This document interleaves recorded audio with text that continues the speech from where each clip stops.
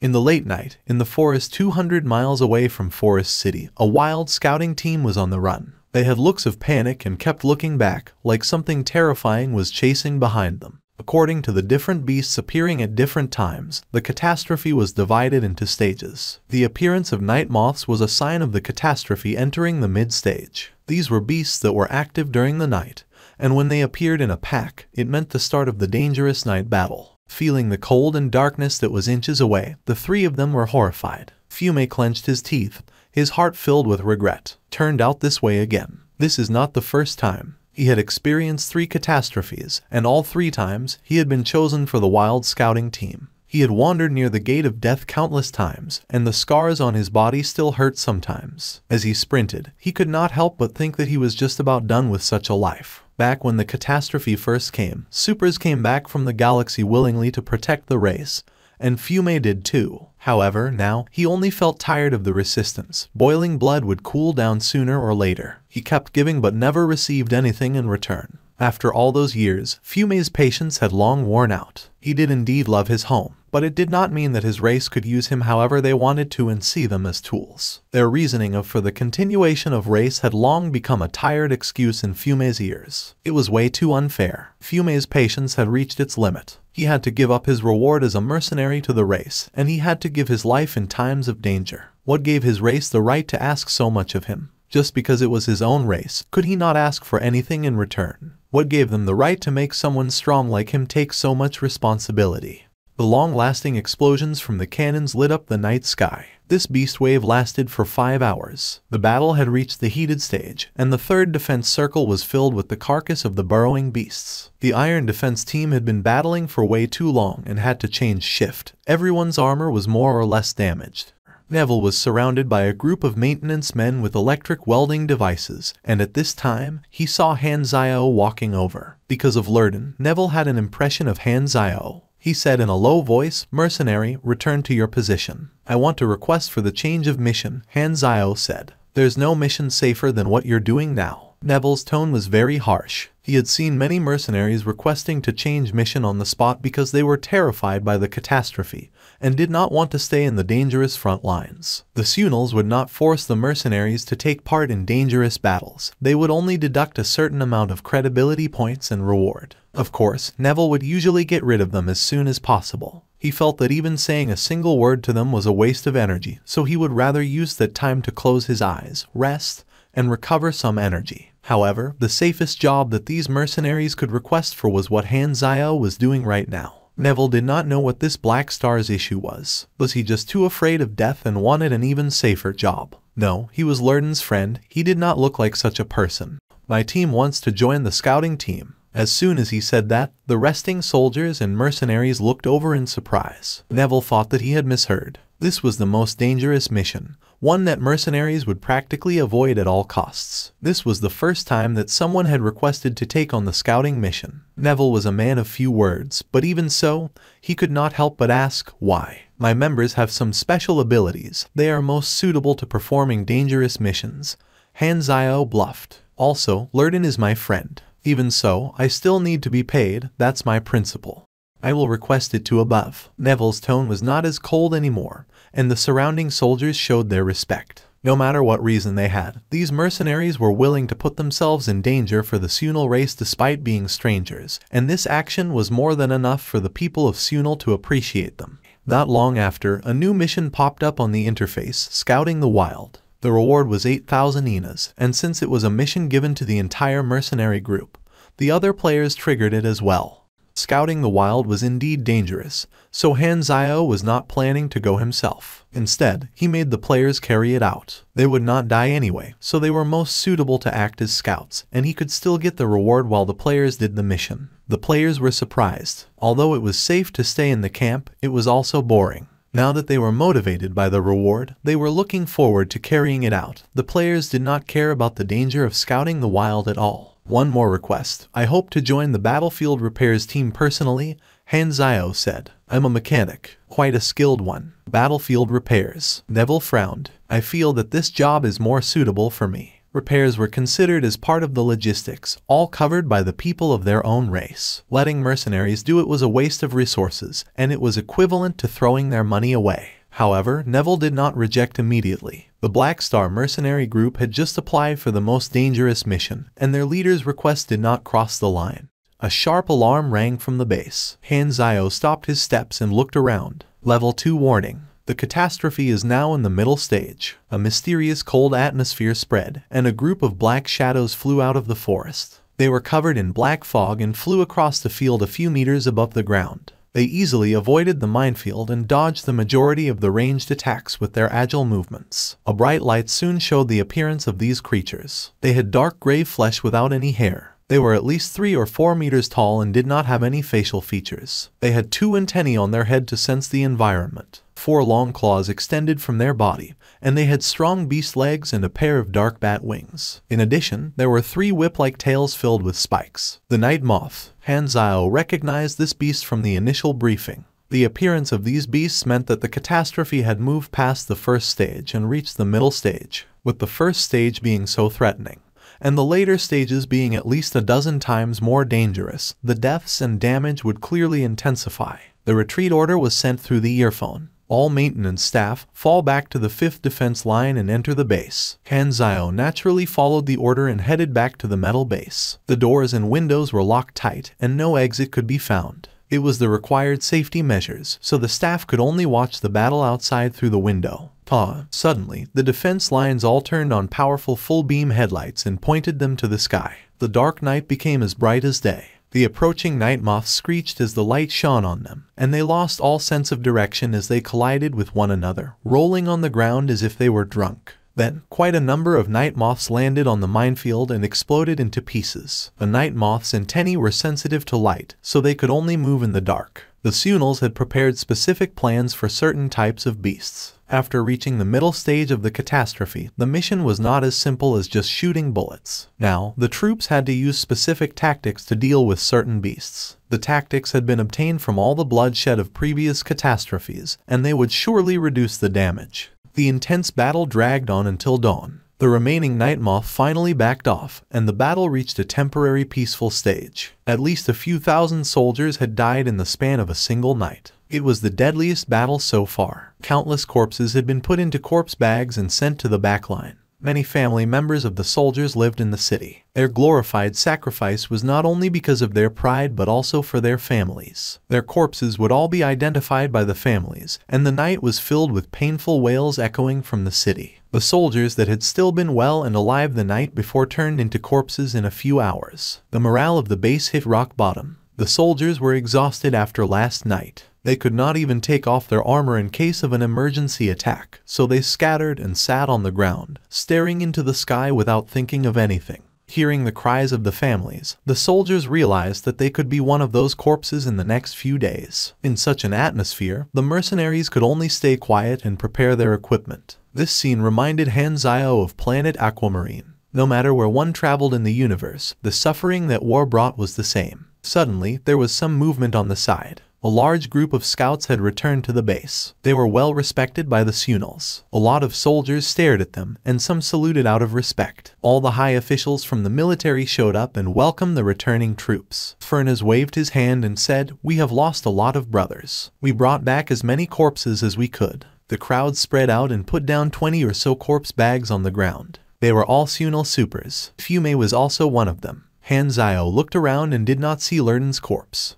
Hanzio kept on observing the expressions of the supers, and he found out that one group, including Lurden, only showed a despairing expression and mourned for the loss. As for the other group, other than sadness, they also showed rage and anger. "It's you, can't believe you're still alive. I should be the one saying that." Hanzio looked at his broken limbs. "At a bit of danger, almost died," Lurden said like it was nothing. Although he was not very close to Hanzio, he felt a little bit more relieved when he saw someone whom he considered a friend to still be alive. Hanzio raised the toolbox in his hand and said, "Seems like you need a very skilled mechanic. Is it free this time?" Lurden raised an eyebrow. Hanzio thought and said, "Get me a drink in the same bar as last time." It was currently the break period of the catastrophe. There was time to rest. The commanders had allowed Hanzio into the city, seeing that Black Star mercenary group had actively taken on the job of scouting. Lurden had a backup implanted arm, so Hanzio repaired and connected it very quickly. Originally, only Lurden's right arm had still been made of flesh, but it was now broken, bound, and left alone. His expression was calm. He did not care about losing the only part of flesh that he had left.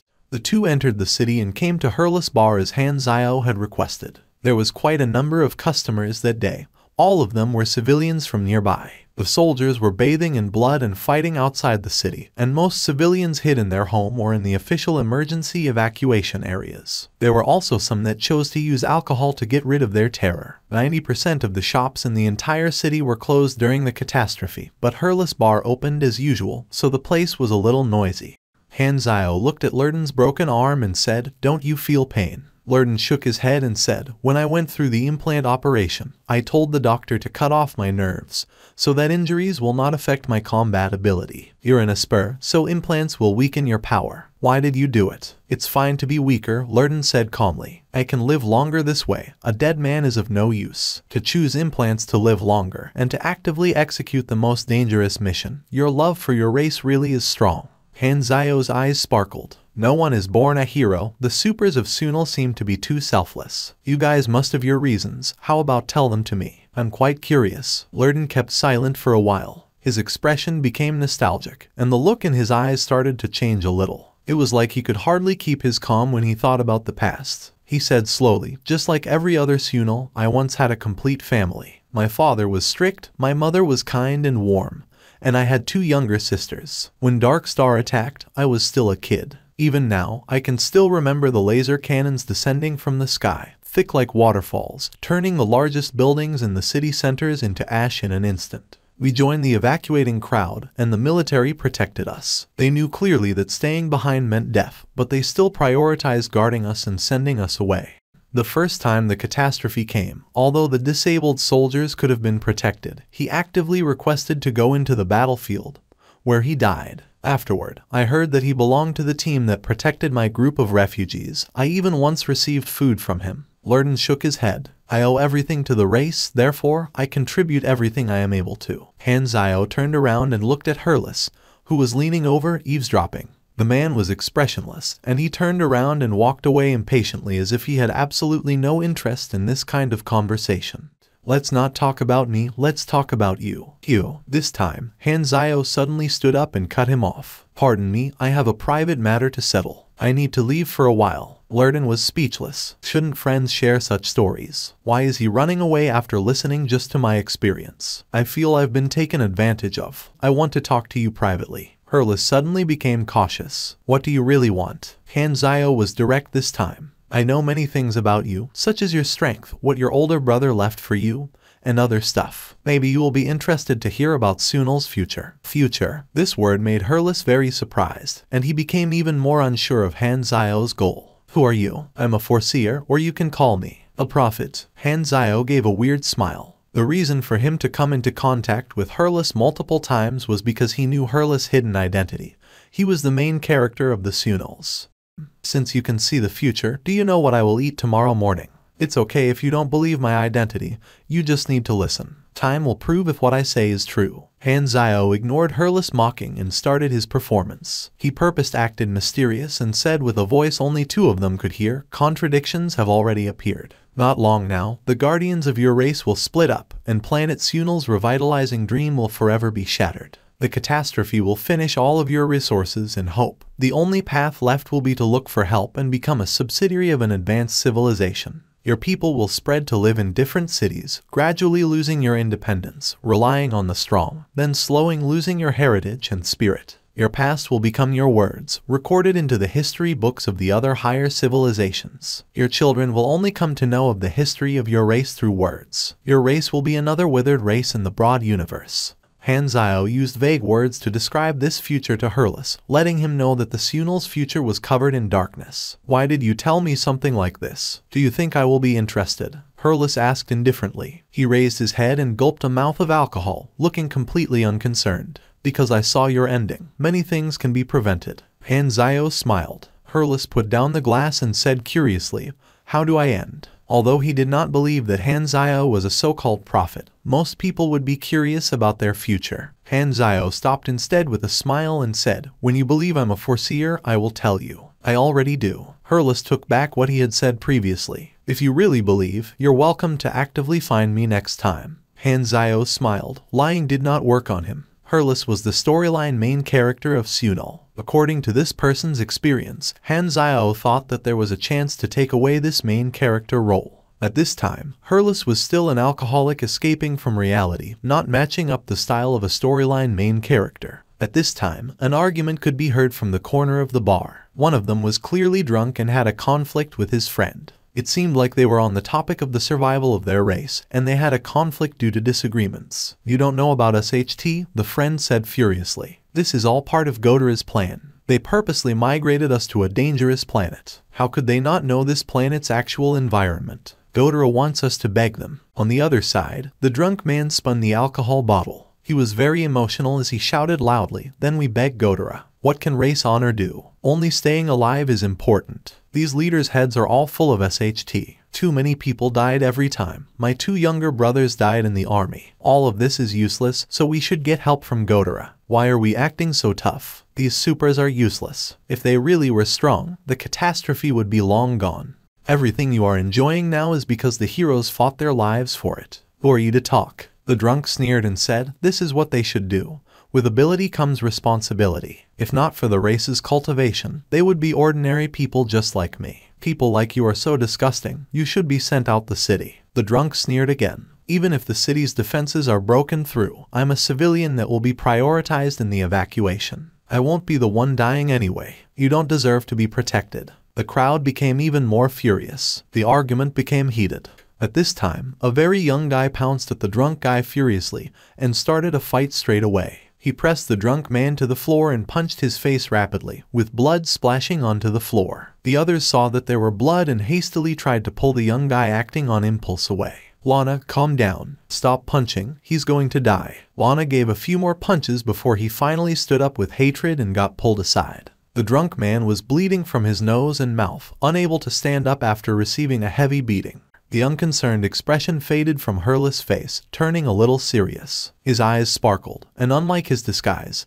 he was not really completely unconcerned about the future of the race. He did not know if a mercenary who called himself Black Star was really a foreseer. Even if he was, it was possible that he had lied about the foresight to trick him into a trap. He definitely had a motive, but Hurlus did not know what it was. Was he coming for him? The bar door was pushed open again, and a tall man in a hood walked near the bar counter. "Give me a glass of beer." The man in the hood raised his head and showed his face. "Furnace." Hurlus was surprised. "You don't drink. Consider it a celebration of me coming back alive." Furnace took Hurlus' glass and drank a mouth. It seemed that they were very close. If others knew the strongest grade B super of the race was this close to the boss of a small bar, they would definitely be shocked. They were childhood playmates, so Hurlus was way too familiar with this person. "Brother, I can't take it anymore. I'm preparing to leave." Furnace gave a faint smile full of bitterness.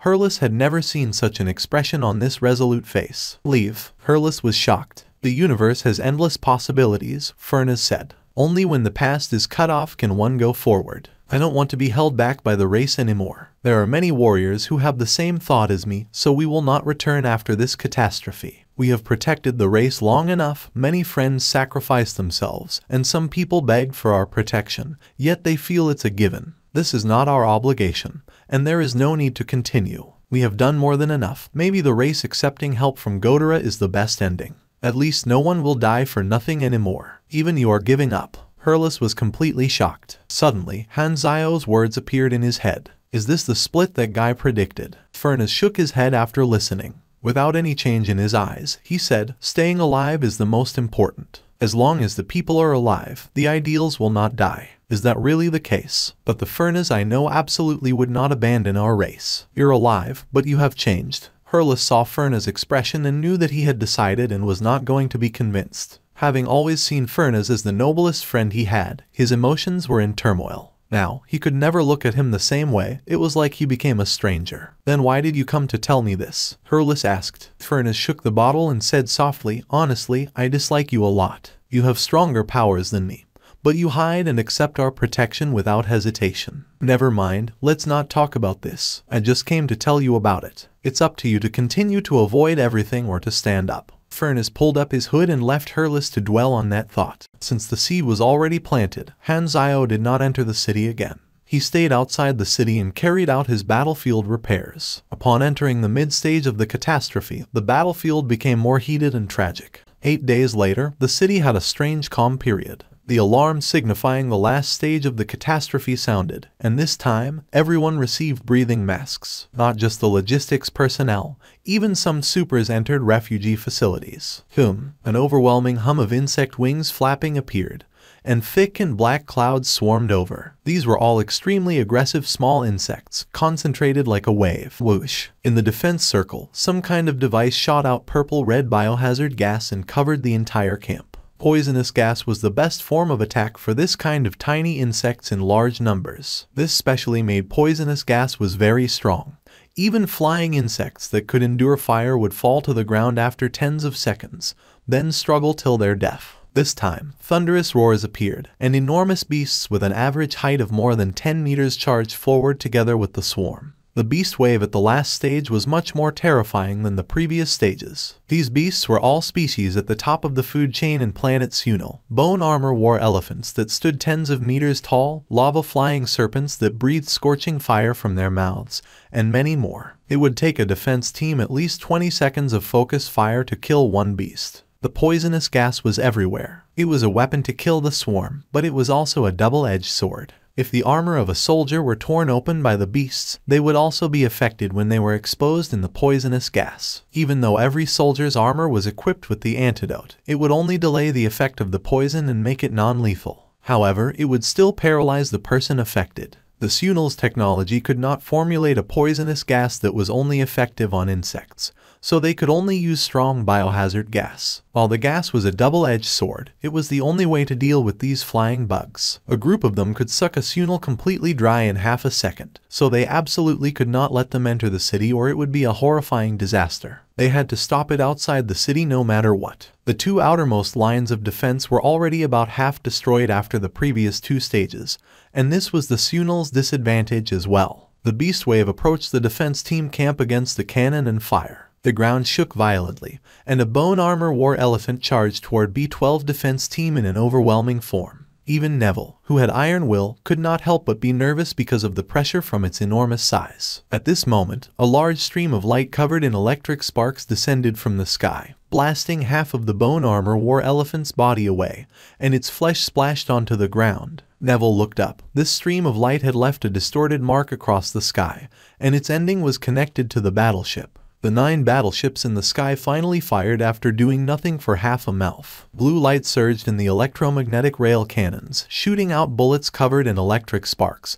picking only enormous beasts as targets, reducing the pressure on the ground immediately. The battle broke up instantly. Deafening cannon fire and electric sparks shone across the battlefield. The beast wave was unending, and the stench and metallic smell of blood were pungent. The defense team fired wildly while firelight illuminated on the corpses of soldiers and carcasses of beasts all over the floor. The losses on both sides were huge. Clank. In the B-12 defense team camp, a more than 10-meter-long pure purple thunder leopard moved quickly like a flash of purple lightning, cutting through one of the defense soldier's armor, slashing the soldier inside in half as well. Neville ignored it and commanded his subordinates to focus fire with a serious face. He only had 12 subordinates left. The loss was more than half. Do not be shaken, defend the camp, Neville ordered coldly and harshly. Countless bullets shot into the thick hide of the thunder leopard, spaying out blood. The thunder leopard growled as it pounced around, killing every soldier. Soon, Neville was the last one left.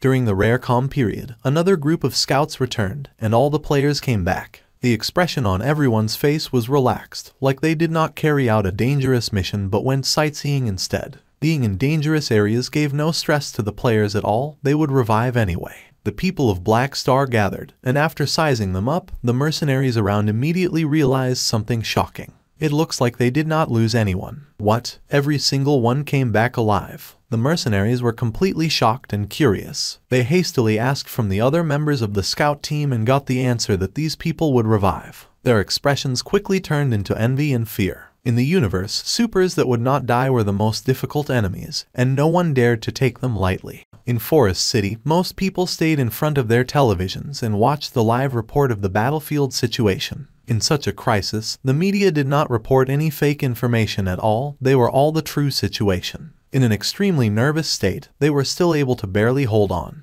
The bar did not open. Hurles sat in the attic, watching the report from the television, and drinking alcohol non-stop. Images of the tragic battlefield flashed one after another. Suddenly feeling inexplicably upset, he placed his bottle down, left the bar, and strolled through the streets. The streets were quiet, there were no pedestrians. After walking aimlessly for a while, he heard a faint argument. As a grade B super, although he had not fought for so many years, his sharp senses had not deteriorated. Out of sudden interest, Hurles followed the sound and came to the outside of a building. It was close to the bar, and the sound of argument became clearer as he neared. I will reach the required age for the army in a few days. I'm joining the army. The voice sounded familiar, like he heard it from someone before. Hurles was a little curious, so he hid and jumped onto the balcony, peeping inside through the window. He realized that he did know the person talking. It was the person who beat up the drunk man in the bar a few days ago. Lana. Lana was arguing with his parents. Their clothes were all rather poor, they were civilians in low positions. Lana's parents were very anxious at this moment. Joining the army is suicide. I won't allow you to go. The Sunal civilization advocated the admiration of supers and the army, and the spirit of contribution was indoctrinated into them from a young age. Lana had dreamed of joining the army ever since he was a child. He wanted to become an honorable soldier to protect his race, and he had been training hard for it. His neighbor was a veteran, so Lana and the nearby kids always asked the veteran to train them, counting down the days till they reached the age requirement of the army. The catastrophe came once every few years, so the time between was all they had for the development period, to collect resources, build more weapons, and train a new batch of soldiers. The Sunals would usually start recruitment for the army after the catastrophe. Although their population was less than 10% of their peak population after the Dark Star disaster, the population density was still quite high when they squeezed into a large city. There were two types of recruitment. One was a self-request, which needed no further explanation, and the other was conscription, targeting prisoners and families with many children. How can you say something like this? Protecting the race is an honorable thing to do. Countless people have sacrificed themselves. I'm willing to dedicate my life to it, too. It's an honor, Lana said with his eyes wide open.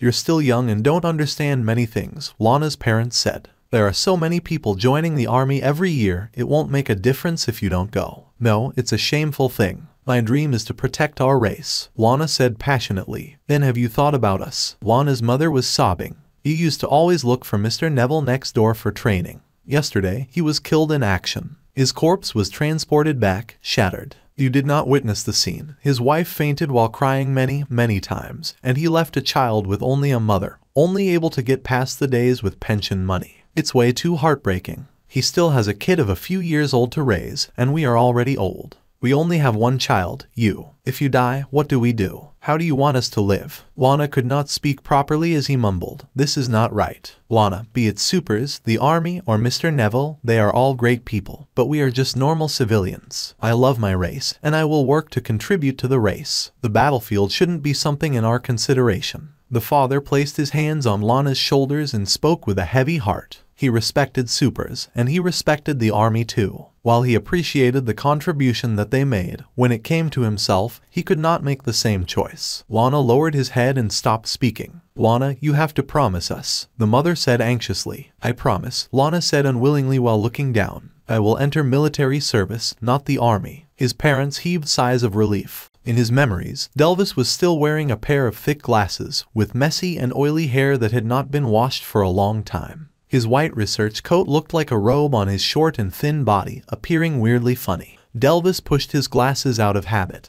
then said to his hulking younger brother, Hurles, kid, I left something for you in the research lab at home. The password is our parents' birthday backward. I didn't waste much energy on the encryption. His tone was just like normal, full of disappointment and expecting better from him but with a little hint of not wanting to leave. Brother, Hurles muttered softly to himself. The memories were like rolling bubbles. His thoughts stopped at Han Zio's deep and dark eyes. His pupils seemed to have the current of time hidden in them. Hurles' expression became a little firm. He went back to the bar, entered the attic, then opened a wardrobe that had been closed for a very long time. Inside was the tunnel toward the secret basement under the bar, which was already covered in dust. He walked down slowly, turned on the light, gazed upon the pile of boxes in the basement. Most of them were Delvis's relic.